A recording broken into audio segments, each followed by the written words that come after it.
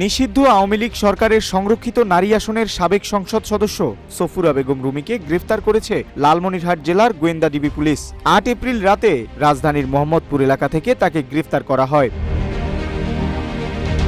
Lalmonirhat DB police জানায়, সরকার পতনের পর থেকে সফুরা বেগম রুমি আত্মগোপনে ছিলেন। সাবেক এই সংসদ সদস্যের নামে হত্যাসহ একাধিক মামলা রয়েছে। গোপন সংবাদের ভিত্তিতে ঢাকা মোহাম্মদপুর আবাসিক এলাকায় অভিযান চালায় লালমনিরহাট জেলা গোয়েন্দা পুলিশের একটি দল। পরে একটি বাসা থেকে গ্রেফতার করা হয় তাকে।